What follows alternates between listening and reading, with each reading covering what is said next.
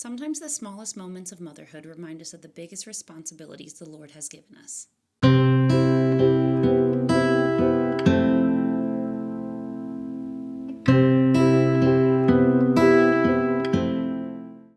Hi friends, and welcome to She Prepares Faithfully. I'm Heather, and my heart for this channel is to encourage women as we seek to faithfully prepare our hearts, our homes, and our families, all for the glory of God.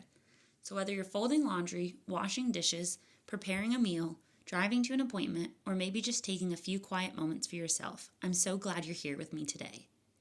As I was getting things ready for this upcoming school year, I found myself thinking about how these simple moments of preparation are about so much more than just school supplies. Because yes, while we're preparing backpacks and notebooks and lesson plans, we're also preparing something far more important.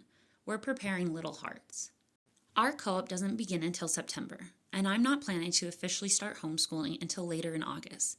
But I love to plan and prep ahead of time, and that way we're not rushing around at the last minute. I want us to truly soak in and enjoy our summer while also being able to start our school year in a calm and peaceful atmosphere. So while I've been getting things together, I found myself thinking about how much joy can be found in these little moments of preparation and anticipation, because there truly is something special about getting ready for a new season. Watching my children get excited about this new school year reminds me that joy isn't found in the thing itself sometimes, but in the way we approach it. My daughters have had backpack from previous co-op years that they're excited to use again, but my son got his first big boy backpack this year. Watching him be so excited and trying it on for his daddy when he got home from work was such a sweet reminder of how children can find joy in such simple things. For him, this signified a new step, a new season, and something he was extremely looking forward to. So this year, I try to keep everything budget friendly. Not because there's anything wrong with nice things, but because I want to be intentional with what the Lord has given our family. I want my children to learn that joy does not come from having the most expensive or the newest thing. I want them to learn gratitude and contentment, and I want them to learn that simple things can be special too. And as they picked out pencils and notebooks, and as my mom and I shared memories from school shopping when I was younger, I realized that the little moments are opportunities. Opportunities to teach, to connect, and to build lasting memories. I think we must be mindful to always remember that as parents, we're always teaching, even in the moments we may not realize it.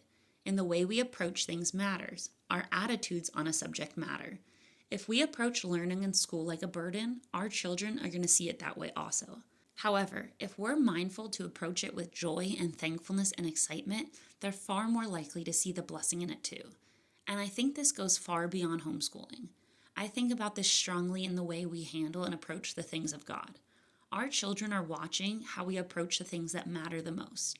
They're watching what we make time for, they're watching what we value, and they're watching our attitude. And one area I think about this often in is church. I want my children to see that gathering with God's people is not something we only do out of obligation or convenience. I want them to see the joy in knowing the Lord and serving the Lord. I want them to see our relationship with God is not just something we talk about, but something we live out daily. Not because we can make our children love the Lord. Only God can work in their hearts. But we have a privilege and a responsibility to point them towards Him. Our goal as parents is not simply to raise children who know what our family does. Our goal is to raise children who understand the why. Why is it important? Why does it matter? I want them to see the goodness of God. I want them to know His word. I want them to understand the joy that comes from following Him. I want them to understand the eternal salvation that He alone offers through His Son, Jesus. And by God's grace, one day their faith will become their own. The backpacks will eventually be outgrown, the notebooks will eventually get filled up, and the supplies I'm organizing will eventually be used up.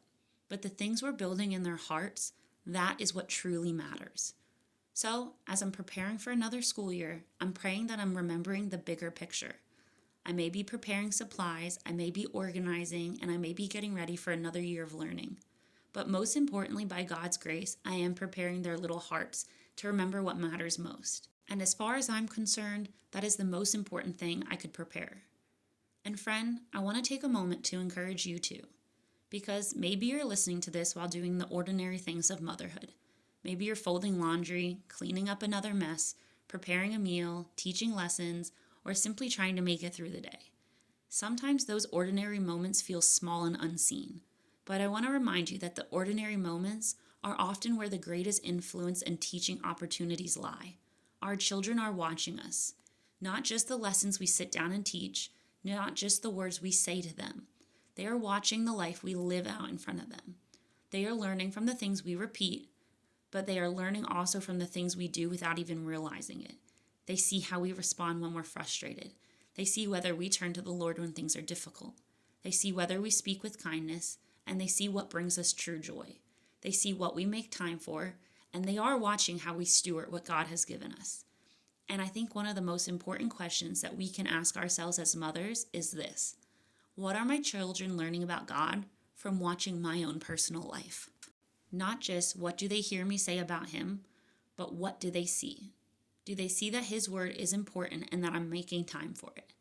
Do my children see me going to the Lord in prayer? Do they see me depending on Him daily and giving praise and honor to Him? What about serving Him? What about church attendance? Do they see a mother who loves the Lord even on the hardest days? Because our children may not remember the worksheets we're giving them or what their notebook looked like. They're not going to remember every lesson we taught, and they're not going to remember every school supply we bought. But they will remember the atmosphere of our home.